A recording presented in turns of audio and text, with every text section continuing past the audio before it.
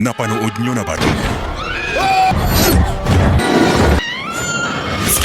Nagsimula ang pelikula sa Woodsboro, California sa isang magkasintahang fan ng stab movie series na sina Scott at Madison na nagtungo sa isang abandonadong bahay ni Stu Macher matapos kumalat ang bali-balitang nakasurvive ito mula sa paghagis rito ng TV sa ulo noon. Pagpasok sa loob ng dalawa ay nakita nila sa daan ang mga guhit sa sahig ng mga napatay noon sa nakaraang stab movie. Ngunit matapos gumamit ni Madison ng palikuran ay hindi na niya makita si Scott sa paligid hanggang sa biglang nagpakita sa harapan ni Madison ang Ghostface Killer dahilan upang ito ay mabilis na tumakbo kung saan nakasalubong niya sa pinto si Scott. Ngunit napansin lang nito na isang movie prop statue lang pala ang Ghostface na naroon sa paligid. Kalaunan habang patuloy na naglilibot ang magkasintahan sa loob ng bahay ay napunta sila sa kusina at ilang saglit lang ay tinawagan sila ng Ghostface Killer bilang tradisyon sa pagbisita sa bahay ni Stu Macher. At nagtanong ito kina Scott ng mga trivia mula sa movie series at kung hindi nila ito masagot ay totodasin niya sila. Ngunit dahil tagahanga ang magkasintahan na ito sa kanyang mga pelikula ay nasagot nila ng tama ang mga trivia.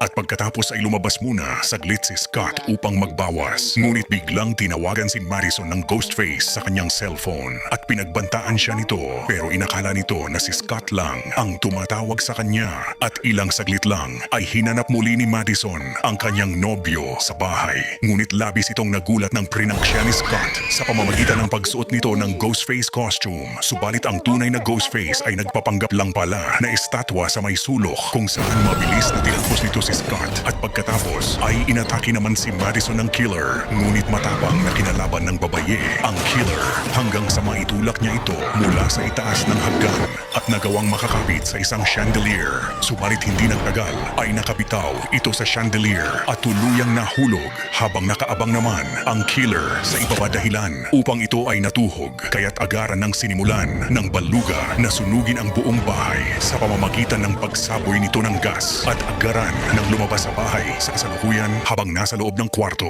ang dalagang si Tatum ay palihim naman na pumasok sa bintana ang boyfriend nitong si Mr. Ben Esteban pero nang sisimulan na ng dalawa ang masarap na bimbangan ay bigla namang pumasok ang ina ni Tatum na si Sydney kaya't agarang pinalabas nito ang loko at pagkatapos ay pinagalitan ni Sydney si Tatum na wag agad ibigay ang kanyang pichay sa kanyang boyfriend. Katulad ng nagawa niya noong dalaga pa ito, kalaunan pagbalik ni Sydney sa silid nila ng asawa niyang si Mark ay naalala nila ang mga nakaraan nilang dalawa kaya't sila patuloy ang nagbimbangan mga loko. Kinaumagahan si Tatum ay nagpunta sa eskwelahan para sa kanilang pagtaranghal kasama ang dalawa niyang best friend na sina Chloe at Hannah kaya't agaran na silang sumakay sa kotse ni Ben at nang nagpractice na sina Hannah sa stage play sa school ay kinontrol ni Ben ang wire ng dalaga upang bumangga siya sa mascot ni Tatum at sa isang istruktura sa tabi. Ngunit pinagalitan si Tatum ng kanyang drama teacher dahil sa pangit na pag-arte nito at sinabing hindi siya kasing galing umarte katulad ng kanyang ina. Mayat maya ay nagtungo si Sydney sa kanyang trabaho bilang isang manager ng isang coffee shop kung saan binisita siya roon ng kaklase ni Tatum na si Lucas at ang ina nitong si Jessica at pagkatapos ay ibinigay niya ito sa hinalang lalaki na si Carl ang in-order nitong kape. Kalaunan ay nakatanggap si Sydney ng tawag mula sa isang lalaki na gumagamit ng voice changer upang magaya ang boses ng Ghostface. Ngunit hindi na nagulat rito si Sydney dahil sa pag-aakalang isa na naman itong prank. Subalit nang nakipag-video call na ang lalaki ay ibinunyag ng Ghostface na siya pala ay si Stu na nakasurvive mula sa nakaraang trahedya at sinabi na kasalukuyang siyang nasa eskwelahan ni Tatum upang patayin ang dalaga. Kaya tagarang nagmadaling nagtungo si Sydney sa eskwelahan at sinabihan si Mark na kailangan na rin nitong magpunta sa lugar upang iligtas ang kanilang anak. Lumipat ang eksena kina Hannah at ang classmate niyang si Aaron na nagkokontrol sa kanyang lubid. Ngunit habang lumilipad si Hannah ay napansin nito na biglang nawala si Aaron sa control room at dagliang namatay ang mga ilaw sa teatro at dahil sa nangyayari ay tila natakot ang dalaga hanggang sa biglang lumitaw ang Ghostface Killer sa harap ni Hannah kung saan daglian kumawala ang dalaga sa pagkakatali ngunit sa kasamaang palad ay ayaw matanggal ng lubid sa kanyang bewang hanggang sa mahiwa ng loko ang mga kamay ni Hannah ng ilang beses at pagkatapos ay walang awang binanatan ang katawan ng dalaga. Pagdating ni Sydney sa teatro ay agaran niyang binaril ang killer ngunit Ngunit agad itong nakatakbo palayo. Ilang saglit lang ay agarang nag-imbestiga ang mga pulis sa pinangyarihan, habang sina Tatum naman ay labis na nalungkot dahil sa sinapit ni Hannah at Aaron. At habang nag-uusap ang mag-asawa ay pinaliwanag ni Mark kay Sydney na hindi si Stu ang may kagagawa ng lahat at maaring isang deep fake lang ang tumawag sa kanya. At nang makauwi na sina Sydney sa bahay ay agad na nilang sinimulang mag-impake upang makaalis na ng syudad. Ngunit biglang lumabas ang killer mula sa attic at nang napansin ni Sydney na biglang namatay ang mga ilaw ay laking gulat nila nang makitang bihag na ng loko ang anak nilang si Tatum. Kaya't agarang sinabi ni Sydney na pakawalan niya ang kanyang anak kapalit ang kanyang buhay.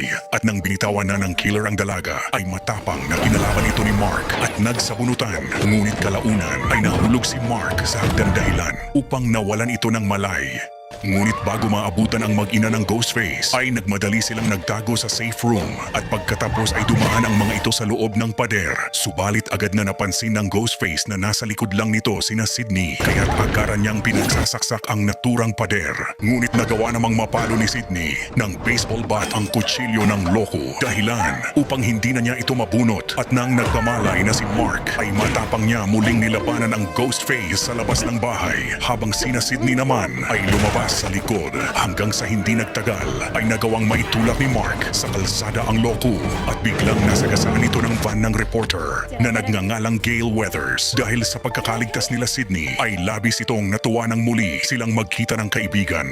Dahil sa nangyari ay agad na nag-cover ng report ang kasamahan ni Gail na sina Mindy at Chad upang ibalita at pagkatapos ay tinanggal na ng mga pulis ang maskara ng Ghostface. Ngunit napag-alaman nila na ito pala ay ang lalaking si Carl na umorder ng kape sa coffee shop ni na Sydney. At ayon sa investigasyon ng mga pulis ay isang takas sa kalapit na psychiatric hospital si Carl. Subalit labis na nagtataka si Sydney kung anong motibo ng loko sa pagpatay sa kanila dahil hindi naman nila ito kilala. Mayat maya ay inimbitahan ni Sydney si Gail sa kanilang bahay at pinaliwanag ni Gail na matapos ang nakaraang patayan na nangyari sa pamamahay ni Stu ay maraming reporter ang nagtungo roon. Ngunit naisipan niyang magpunta sa bahay ng kaibigan at kinumbinsi ni Gail si Sydney na pagtulungan nilang alamin ang nasa likod ng lahat ng krimen. Ikinaumagahan ay nagtungo na sina Sydney at Gail sa Fallbrook Psychiatric Hospital at nakaharap nila ang supervisor na namamahala sa pasyente nilang si Stu Macher kung saan pinangalanan nila itong John Doe dahil hindi na nito nakilala ang sarili mula nang mawalan ito ng memorya dahil sa pagkakatama ng ulo nito sa TV. Ngunit bago mapalaya si John sa institusyon ay naging malapit na kaibigan nito si Carl dahilan upang nalaman nila na ginamit lang ni Stu si Carl upang tudasin sila. Ilang saglit lang ay naisipan ni Sydney na magpa-interview sa TV show ni Gail upang matukso nila si Stu na tumawag uli sa kanya upang matrack nila ang lokasyon nito. Samantala, si Mindy naman ay nagsabi kay Tatum na dahil palaging may personal na koneksyon ang killer sa kanila ay minungkahin ito na magpunta silang lahat na magkakaibigan sa isang lugar. Kaya't dito na naisipan ni Tatum na dalhin ang lahat ng mga ito sa tavern ng magulang ni Chloe na hindi nagpapaalam sa kanyang ama at maaga nilang sinarado ang tavern.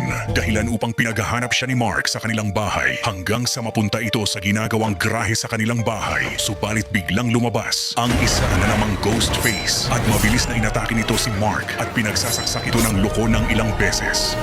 Samantala, nang naitanong ni Gail kay Sydney kung nangangamba ba siyang maipapasa niya sa mga anak niya ang mga trauma na naranasan niya noon sa Ghostface ay biglang nainis si Sydney at agarang tinapos nito ang interview at hindi nagtagal ay tumawag si Stu kay Sydney. Subalit siya na mismong nagbunyiag ng kanyang lokasyon na nasa labas siya ng tavern kung nasaan ang anak niyang si Tatum kaya't nagmadaling itong lumabas ng gusali. Ngunit pagpunta niya sa kanyang kotse ay hindi niya ito mabuksan kaya't napilitan na lang itong tumakbo papunta sa kinaroroonan ni Tatum. Samantala habang pinapanood nila Tatum ang interview ni Sydney ay pinakiusapan niya si Ben na ihatid siya sa gusali ng TV station upang makausap ang ina. Ngunit pagsakay ni Tatum sa van ni Ben ay nakita niyang gumagawa pala ang kumag na ito ng deepfake video ni Stu kaya't inakala niyang siya ang killer at pagtapos ay pinalo niya ito sa ulo bago lumabas ng van. Ngunit ilang saglit lang ay nakaharap ni Tatum sa daan ang panibagong Ghostface kaya't agaran itong tumakbo papalayo. Ngunit nang sumigaw ng tulong si Tatum sa kalsada ay tila walang nakarinig sa kanya dahil sa nagaganap na curfew sa syudad. Aray ko! At ilang saglit lang ay nagawang mapalo ni Tatum sa ulo ang Ghostface at habang ito ay nagtatago, ay nilapitan siya muli ni Ben. Ngunit mula sa likod nito ay mabilis siyang sinaksak ng Ghostface ng maraming beses. Pero agad na itinulak ito ng dalaga sa katabing gusali. At pagbangon ng killer ay nagmadaling tumakbo si Tatum hanggang sa makapasok ito sa coffee shop ng kanyang ina. At pagkatapos ay tinext niya si Sydney kung nasaan ang kanyang lokasyon. Kalaunan ay napansin ni Nathan na nakalock ang mga pinto ng tavern. Ngunit habang nasa kusina si Chloe ay biglang namatay ang mga ilaw at biglaan itong inatake ng Ghostface. At nang lumapit sina Chad at Mindy kay Chloe ay mabilis rin sila nitong napatumba ng loko. Habang si Lucas naman ay matapang na sinugod ang killer sa kusina. Ngunit paglabas nito ay makikita na lubhang nasugatan ang tanga dahil sa pagkakasaksak nito sa tiyan. At pagkatapos ay patuloy na inatake si Chloe ng Ghostface at nagawa siya nitong mahulog sa mesa kasabay ng napakaraming bubog na ikinatodas nito. Kalaunan, habang gumagapang papalayo si Lucas ay nakita siya ng loko at binuhat kung saan walang awang itinarak ang ulo nito sa isang matalas na beer tap ng tavern. Hindi nagtagal ay napansin rin si Tatum ng loko sa loob ng coffee shop kaya't mabilis na nagkulong ang dalaga sa opisina ng kanyang ina. At nang tinawagan ni Sydney ang anak upang ipabukas sa kanya ang vault ng opisina ay pinakuha niya rito ang baril dahil nakikita ni Sydney sa CCTV ang mga galaw ng loko at ginabayan niya ang anak upang mabaril nito ang killer. At habang nasa loob ng opisina ay sinabihan ni Sydney si Tatum na barilin niya ito sa ulo, subalit agad na bumangon ang loko at malakas na hinampas nito ang dalaga sa pader makakap. Ngunit pilit na lumalaban si Tatum sa killer, subalit ilang saglit lang ay biglang siyang sabay na sinugod ng dalawang Ghostface. Kalaunan ng pagdating ni Sydney sa lugar ay tinawagan siya ng loko at sinabing mahahanap niya sila sa kanilang bahay. Hindi nagtagal, pagdating ni Sydney sa bahay ay nakumpirma niyang gumagamit nga ng deepfake AI ang loko habang pinapakita nito sa mga TV ang ilang mga Ghostface killer noon. Kasali na si Dewey na nagbitaw sa kanya ng mga masasakit na salita. At nang nahanap na ni Sydney si Tatum sa likod ng kanilang bahay ay makikita na nabihag ng dalawang Ghostface ang kanyang anak at binunyag ng mga loko na ito ang kanilang katauhan kung saan mapag-aalaman na ito pala ay ang supervisor ng kanilang pinuntahan na psychiatric na labis na ikinagulat ni Sydney. At sabay rin itong inilabas si Mark na buhay pa rin sa kabila ng natanggap nitong napakaraming saksak hanggang sa tinanggal na rin ng isa pang loko ang maskara nito.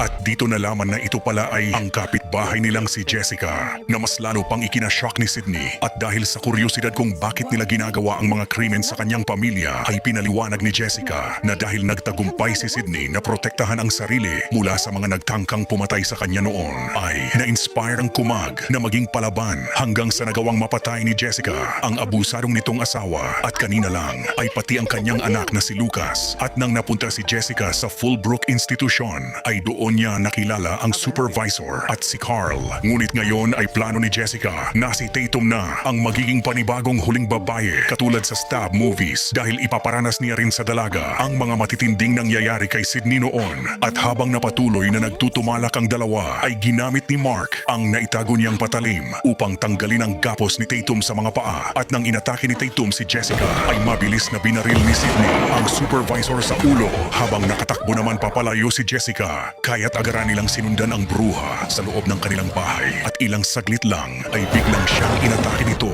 at nagkaroon ng napakatinding sagupaan sa pagitan ng bruha at Disney princess. Ngunit sa gitna ng mainit na pagtutuos ay biglang binaril ni Tatum si Jessica na agarang ikinabagsak nito. Subalit nang nilapitan ni Tatum ang kanyang ina upang kamustahin ay mabilis na nawala si Jessica sa kanilang harapan. Ngunit nang muli itong sumugod kina Sydney ay sabay na pinagbabaril ng magina ang loka hanggang sa tuluyan na itong matodas. At nang matapos ay sinakay ni Sydney si Mark sa ambulansya habang sina Chad at Mindy na nakasurvive sa pag-atake ng mga loko ay hinayaan sila ni Gail na mag-cover ng report sa bahay nila Sydney. At pagkatapos ay pinaliwanag ni Sydney sa anak na pinangalanan niya siyang Tatum mula sa kanyang best friend na si Tatum Riley dahil sa tapang nito at katatagan. At kung gusto nyo pa ng mga ganitong topic o movie recap ay huwag kalimutang bisitahin ang aking channel para lalo pang maubos ang oras mo. At syempre ay paki-like, share, and subscribe mo na lang para sa susunod pa nating na mga recap. Maraming salamat, take care always.